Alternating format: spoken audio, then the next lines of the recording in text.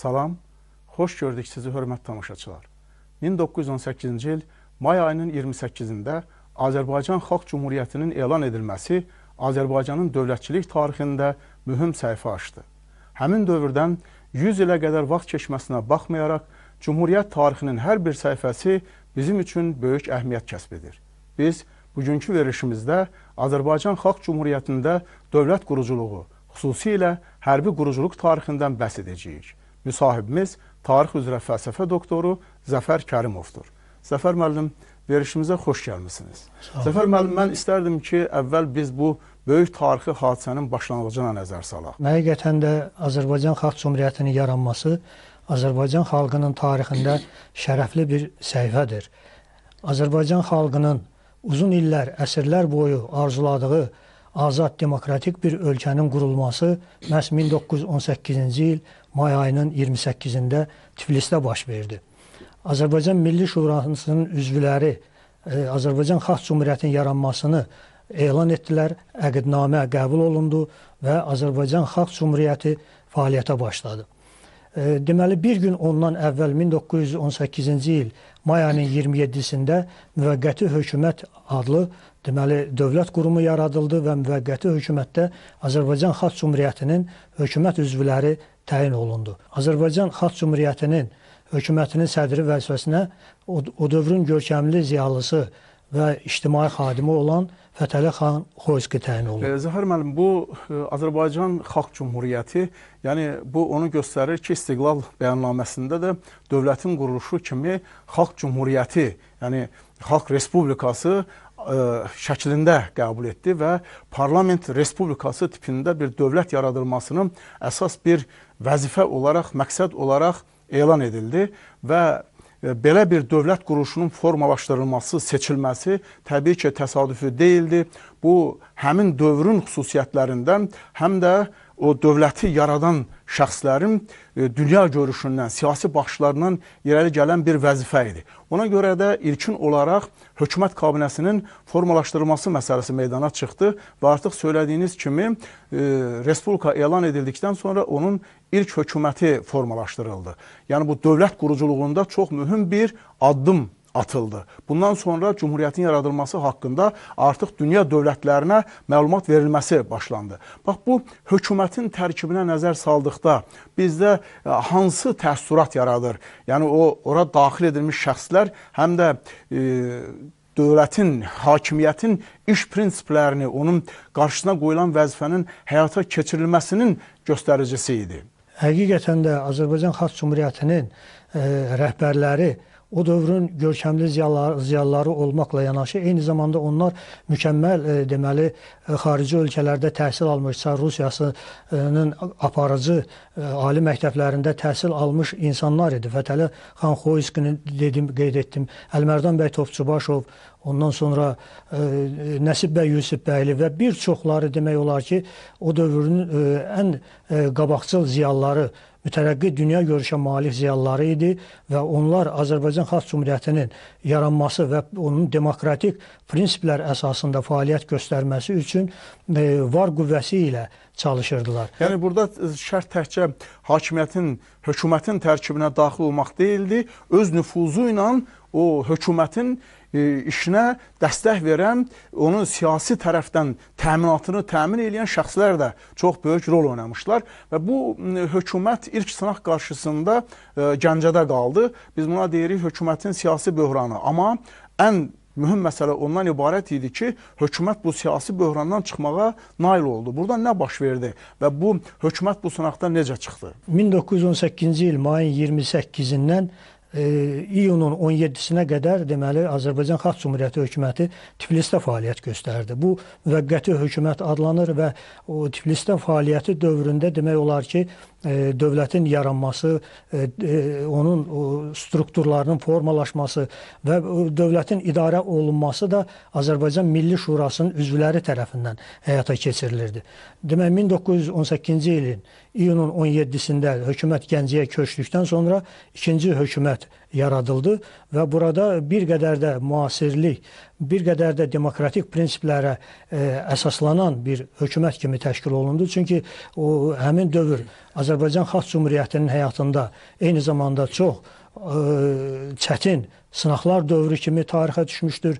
Bildiyiniz kimi həmin dövrdə şimaldan Bolşevik Rusiyasının hücumu təhlükəsi, Çar Rusiyası dövründən qalmış Cənubi Rusiyanın cənub qoşunlarının komandanı General Denikinin ordusunun təcavüzü məsələləri, nəhayət Azərbaycanın qərb torpaqlarında Daşnak erməni birləşmələrinin Qarabağa hücumları və Azərbaycan torpaqlarını işğal etməsi Azərbaycanın ictimai-siyasi vəziyyətini daha da gərginləşdirirdi və bunun üçün də Azərbaycan hökuməti həmin dövrdə deməli ölkədə siyasi sabitliyi təmin etmək üçün Fətəli xan Xoyski deməli hərbi nazir vəzifəsini öz üzərinə götürdü və demək olar ki, ölkənin bir çox xarici və daxili siyasətinə rəhbərlik Fətəli xan Xoyski tərəfindən həyata keçirilirdi.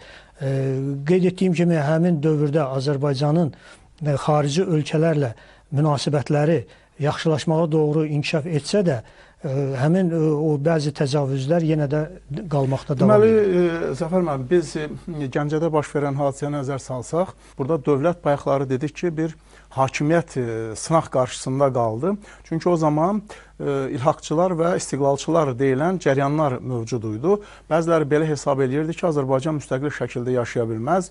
Ona görə də bu Türkiyənin bir əyaləti kimi fəaliyyət göstərməlidir. Amma o dövlət quruculuğu sahəsində ən mühüm addımlardan biri bu siyasi böhrandan çıxmaqdan ibarət oldu. Yəni artıq belə bir siyasi iradə ortaya qoyuldu ki, Azərbaycan müstəqil dövlət kimi fəaliyyət göstərməlidir. Ona görə də o dövlət quruculuğu istiqamətində də mühüm işlər həyata keçirildi. Bu hakimiyyətlər məsələsini biz toxunduq. Sonrakı dövrdə ən mühüm hadisələr Bakının azad edilməsi, hökumətin Bakıya köçməsi, amma dövlət quruculuğu sahəsində ən mühüm addım dövlət hakimiyyətinin yeni bir qolunun, qanunvericilik orqanının, parlamentin fəaliyyətə başlaması oldu. Düzdür, ona qədər bu funksiyanı Milli Şura həyata keçirirdi. İstiqlal bəyannaməsində də bu əksini tapmışdı. Amma parlamentin fəaliyyətə göstərilməsi Azərbaycanın parlamentçilik tarixində mən deyərdim ki, çox mühüm bir addım oldu. Bax, bu barədə nə deyə bilərsiniz? Parlament necə formalaşdırıldı, hansı mühüm qanunları qəbul elədi və bizim dövlətçilik tariximizdə hansı iz buraxdı? Azərbaycan Xalq Cümhuriyyətinin o parlamentli bir respublika kimi fəaliyyət göstərməsi, onun Kəriməm düz qeyd edirsiniz, yəni parlamentinin yaranması və onun deməli fəaliyyətə başlaması ilə əlaqədardır. 1918-ci ilin dekabrın 7-sində Azərbaycan parlamentinin açılışı oldu və fəaliyyətə başladı. Qeyd edim ki, həmin dövrdə Azərbaycan parlamentində Azərbaycan ərazisində yaşayan bütün xalqların nümayəndələri təmsil olunmuşdular. Baxmayaraq ki, həmin... Yəni orada həm siyasi partiyaların nümayəndələri var idi, yəni onun da təmsilliliyini təmin etmək məqsədi ilə həm də xalqların nümayəndələri də. Azsaylı, xüsusilə də azsaylı xalqların nümayəndələrin də əksəriyyəti Azərbaycan parlamentində yer almışdı. Baxmayaraq ki, həmin dövrdə 1918-ci ilin martında Azərbaycan xalqına qarşı daşnaqların, Bolşevik daşnaqların böyük qətliamları, böyük soyqırımları baş vermişdi. Ancaq parlamentdə biz seçkilərdə, parlamentdə fəaliyyətə başlayanda biz görürük ki, parlamentin tərkibində 21 nəfər deməli erməni əsilli deputat Daşnaqüstün Partiyasının təmsilçiləri kimi fəaliyyət göstərirdi. Deməli, həm partiyadan, həm də xalq kimi istiqamətdə öz fəaliyyətlərini davam edir. Rus xalqının nümayəndələri deməli parlamentdə yer almışdı. Yahudilərdən, Gürcülərdən, Almanlardan və Azərbaycanda yaşayan digər xalqların nümayəndələri də demək olar ki, parlamentdə yer almışdı. Bəzən bu görürsən ki, daha demokratik olması, həddindən artıq demokratiklik əsas götürülərək parlamentin belə tərkibi bəzən tənqidə də məruz qalır. Bu haqda nə deyə bilər? Həqiqətən belədir. Azərbaycan xalqı tarixən ürəyi açıq bir xalq olduğundan onun parlamentinin o yaranmasında da, onun yer almasında da bütün xalqlarda ayrı-seçkilik, yəni hissiyatı yer qoyulmamışdı. Ona görə də Azərbaycanda yaşayan bütün xalqların nümayəndələri deməli bu parlamentdə təmsil olunurdu.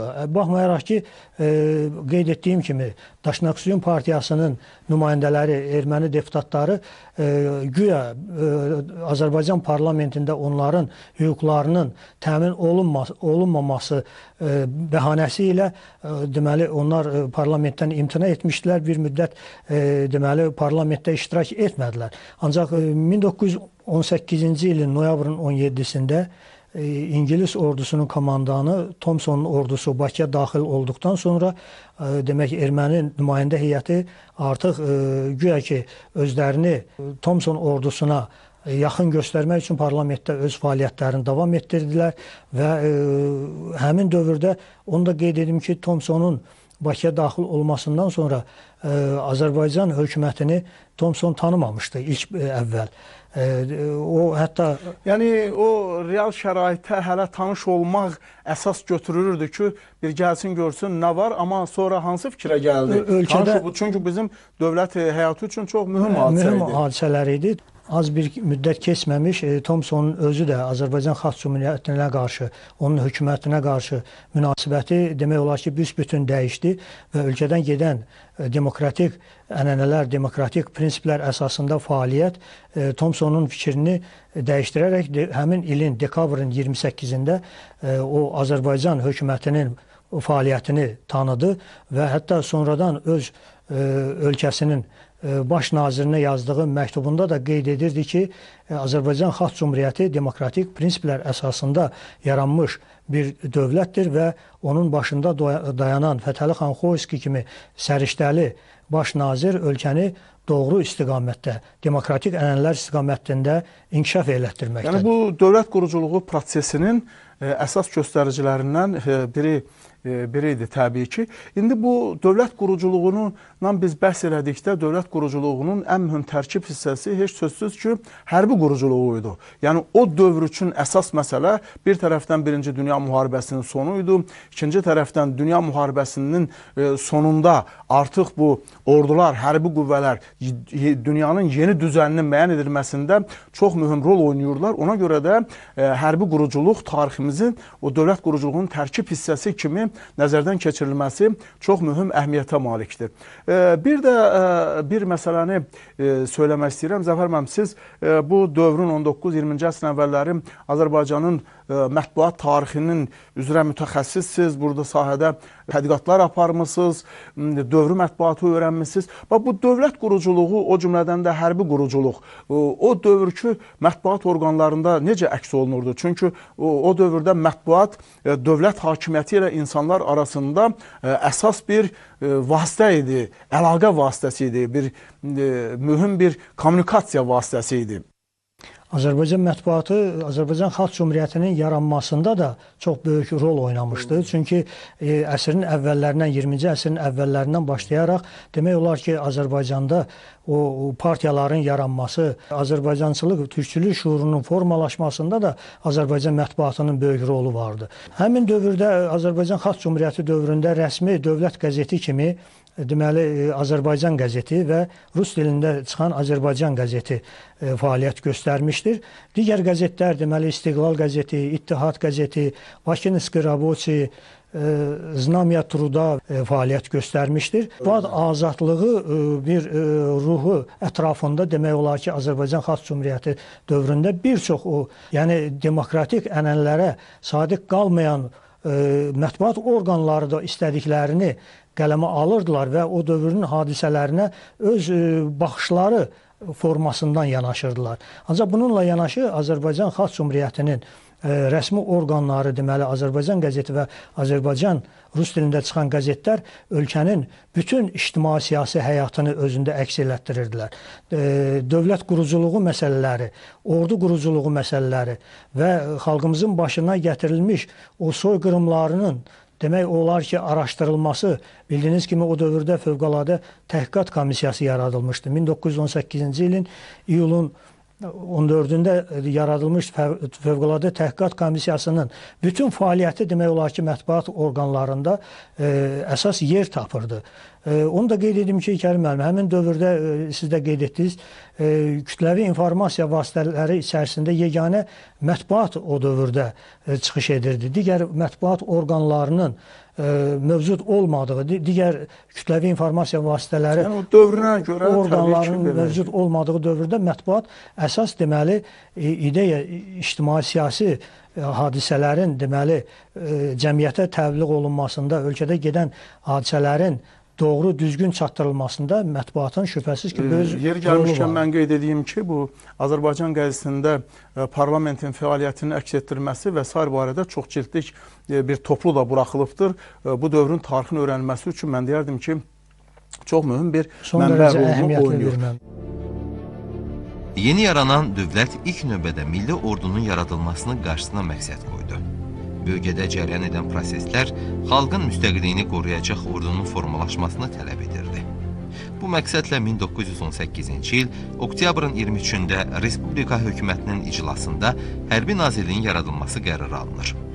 Səməd bəy Mehmandarov hərbi nazir təyin olunur. Uzun müddət Çar ordusunda xidmət edən general özünün hərbi taktiki və strateji planları ilə fərqləndirdi. Eyni zamanda yüksək təşkilatçılıq qabiliyyətinə malik idi. Nazir orduda xidmətin hüquqi əsaslarının hazırlanmasına xüsusi diqqət yetirirdi. 1918-ci il dekabrın 27-sində Səməd bəy Mehmandarovun əmri ilə Azərbaycan dili orduda dövlət dili qəbul edilir. Yaradılan milli orduda əsasən 3 qoşun növü, süvari, artilleriya və piyada növləri fəaliyyət göstərirdi. Ordunun kadr ehtiyatını ödəmək üçün hərbi kurslar və xüsusi məktəblər yaradılmışdı.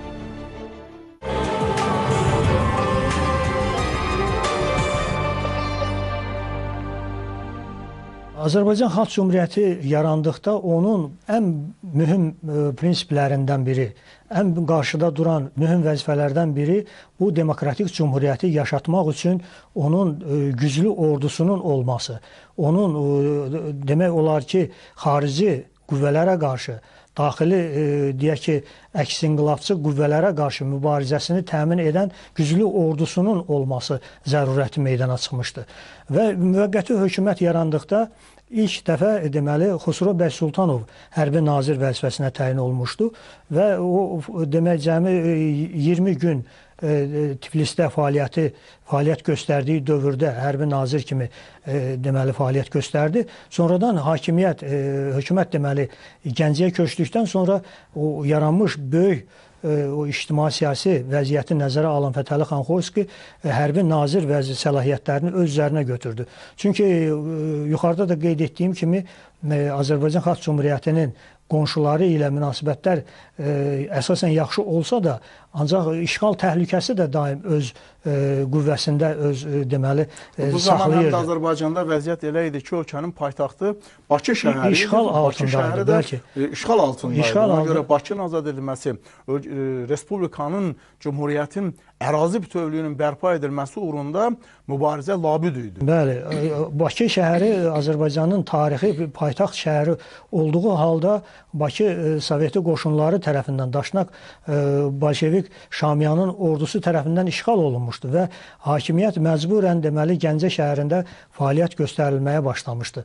Və həmin dövrdə qarşıda duran əsas məqsədlərdən biri Azərbaycan deməli torpaqlarının azad olması, xüsusən də Bakı şəhərinin bu işğaldan azad olunması istiqamətində ordunu daha da gücləndirmək və bunun üçündə deməli həmin dövrdə 1918-ci il iyunun 4-də bağlanmış Batum müqaviləsinin 4-cü bəndinə əsasən Osmanlı dövləti ilə belə bir məsələ deməli müzakirə olunmuşdu ki, Osmanlı dövlət tərəfindən qərar qəbul olunmuşdu ki, əgər Azərbaycan Xalq Cümhuriyyətinə hər hansı təcavüz olunarsa da, ölkədə ictimai siyasi vəziyyət pozularsa, Osmanlı dövlət tərəfindən hərbi yardım etmək hüququ orada öz əksini tapmışdı. Yəni bu tamamilə qanuni şəkildə dövlətlərarası müqaviləyə uyğun olaraq hüquqi baxımdan əsaslı şəkildə bir deməli müqavilə idi və var idi və bu Nuru Paşanın rəhbərlik elədiyi ordu hissələri və Gəncədə də biraz hərbi quruculuq sahəsində müəyyən addımlar atıldı, hərbi məktəb və s. təşkil edildi. Zəfər müəllim, siz eyni zamanda bu bizim Hərb Tarixi Muzeyində çalışırsınız. Bu Cümhuriyyətin ordu quruculuğu, hərbi quruculuğu bizim Hərb Tarixi Muzeyimizdə necə əks olunub? Ümumiyyətlə, bu muzey neçənci ildən fəaliyyətə başlayıb və bu muzeydə Cümhuriyyət tarixinin, onun hərb tarixi necə öz əksini tapıbdır? Azərbaycan xalqının o şanlı səhifələrindən biri onun hərb tarixidir. Azərbaycan Xalq Cümhuriyyəti dövründə deməli Azərbaycan ordusunun yaranması bizim deməli müstəqil Azərbaycanımızın da hərb tarixini öyrənmək zərurətini meydana qoymuşdu və 1992-ci ildə Müdafiə Nazirliyinin Hərb Tarixi Muzeyi yaradıldı və ötən bir dövr ərzində Azərbaycan Hərb Tarixi Muzeyində xeyli eksponat, xüsusilə də qədim dövrdən üzübəri Azərbaycan xalqının dövlətçilik tarixini əks etdirən döyüş səhnələrini, tarixi deməli dövlətçiliyimiz tarixinin qorunmasında iştirak etmiş o dövlət quruculuğu məsələsi ilə yanaşı o hərb sənətinin də bir çox demək o nümunələri Azərbaycan Hərb Tarixi Muzeyində saxlanmaqdadır. Azərbaycan Xalq Cümhuriyyəti qısa dövrdə fəaliyyət göstərməsinə baxmayaraq çox mürəkkəb və daxili, hətta mən deyərdim ki, geostrateji bir vəziyyətdə olmasına baxmayaraq dünyada belə anti-Azərbaycan istiqamətli hərəkatlar daha çox cəryan elədiyi bir dövrdə öz varlığını qorumaq üçün çox ciddi addımlar atırdı və mən deyərdim ki, hərbi quruculuq da bu sahədə çox mühüm yer tuturdu. Bunun da ən önəmli səhifələri Göyçay döyüşü, Bakı uğrunda döyüş, Qarabağda gedən döyüş, hətta bəzən belə hesab olunur ki, 1920-ci il aprelin 27-dən 28-dən keçən gecə 11-ci Qızıl Ordu müqavimətsiz Bakıya daxil olmuşdular. Bu da həqiqət uyğun deyil. Buna da müqavimət göstərilmişdi. Bax, bu Cümhuriyyətin dövründə ordu quruculuğu tarixində, hərb tariximizdə ən mühüm səhifələr kimi hansıları xüsusilə ayıra bilərsiniz? Azərbaycan Xalq Cümhuriyyətinin ordusu çox böyük tarixi, az müddətdə çox böyük tarixi ənənələrə imza atmış oldu. Həmin dövrdə bildiyiniz kimi Azərbaycanın cənub torpaqlarında Bolşevik törtöküntüləri demək Lənkəranda hakimiyyəti zəbt etmişdilər. Həmin dövrdə polkovnik Həbib bəy Səlimov tərəfindən Lənkəran əməliyyatı zamanı deməli 1918-ci ilin avqustun 13-dən sentyabrın 3-nə qədər davam etmiş Lənkəran əməliyyatı zamanı deməli bütün Azərbaycanın cənub torpaqları Daşnak deməli Bolşevik törtöküntülərindən təmizlənmiş və orada Azərbaycan Xalq Cümhuriyyətinin deməli fəaliyyəti təmin olunmuşdu. Bundan əlavə Qarabağda erməni separatçılarının baş qaldırdığı bir dövrdə Xosrov bəy Sultanovun deməli Qarabağın general qubernatoru vəzifəsinə təyin olunduqdan sonra orada bir çox uğurlu hərbi əməliyyatlar həyata keçirildi. Əsgəran döyüşü, Tərtər yaxınlığındakı döyüş, deməli bunlar bütün oradakı erməni daşnaqlarının geri oturulması ilə nəticələndi. Özdə burada bir faktı biz mütləq nəzərə almalıyıq ki, ermənilər və gürcülər Çar Rusiyası dövründə orduya çağırılırlar və Birinci Dünya Müharibəsi cəbhələrində vuruşmuşdular və artıq sistemli hərbi qüvvə yaratmışlar Zaqafqaziya hökuməti dövründə də. Azərbaycan ordusu isə həm formalaşması, həm də sınaqdan dövrü ikisini bir yerdə keçirirdi. Çox düzgün qeyd edirsiniz. Yəni Azərbaycan Çar Rusiyasının tərkibində olduğu illərdə hərbi mükəlləfiyyət keçmədiyinə görə, əsgərləri orduya cəlb olunmadığına görə Azərbaycanda o hərb işi bir qədər demək olar ki, qonşu dövlətlərə nisbətən zəif inkişaf etmiş. Ancaq buna baxmayaraq Azərbaycan ordusunun görkəmli Çar ordusunda xidmət etmiş Səməd bəy Mehmandarov kimi, Əliağa Şıxlınski kimi təcrübəli generallarının səriştəsi nəticəsində Azərbaycan ordusunu formalaşdırması nəticəsində Azərbaycan ordusu daha da mükəmməlləşmiş və qeyd etdiyim kimi o hərbi əməliyyatları həyata keçirə bilmişdi. Onu da qeyd edim ki, siz doğru buyurdunuz. Yəni 11-ci ordunun Bakıya, Azərbaycana daxil olduğu zaman 70 minlik Rus ordusuna qarşı cəmi 350 nəfər yalama döyüşündə Azərbaycan hərbiçilərinin, Azərbaycan əskərlərinin o son nəfəsinə qədər döyüşməsi bu Azərbaycan ordusunun mətinliyindən, qəhrəmanlığından xəbər verirdi. Baxmayaraq ki, onlar demək olar ki, əksəriyyəti həlak oldular və az bir hissəsi deməli desant hissələrinə qoşularaq Qızıl Orduya qarşı deməli döyüşlərə başladılar. Ancaq son nəfəsinə qədər həlak olanlar o döyüşdə deməli döyüşdülər və çox təəssüf hissi ilə bəli qeyd edə bilərik ki, sonrakı dövrdə aprel ayının 27-28-dən keçən gecə hakimiyyət Sovet quruluşuna keçdikdən sonra, Sovet dövləti artıq elan edildikdən sonra ordumuzun tarixində də çox ağır bir səhifə başladı. Amma buna baxmayaraq Azərbaycan ordusunun o cəbhələrdə əldə etdiyi igidlik salnaməsi sonrakı dövr nəsillərimiz üçün çox gözəl bir irs, örnək olaraq qalmaqda davam etdi. Hörmətli tamaşaçılar, biz bugünkü verilişimizdə 100 illiyini qeyd etdiyimiz Azərbaycan Xalq Cumhuriyyətindəki dövlət quruculuğu tarixinə nəzər saldıq. Xüsusilə dövlət quruculuğu tarixinin o zaman üçün daha böyük əhəmiyyət kəsb edən hərbi quruculuq tarixindən ən mühüm səhifələri nəzərdən keçirdik. Bu barədə tarix üzrə fəlsəfə doktoru Zəfər Kərimov öz dəyərli fikirlərini bizimlə bölüşdürdü. Buna görə ona öz təşəkkürümüzü bildiririk. Sağ olun.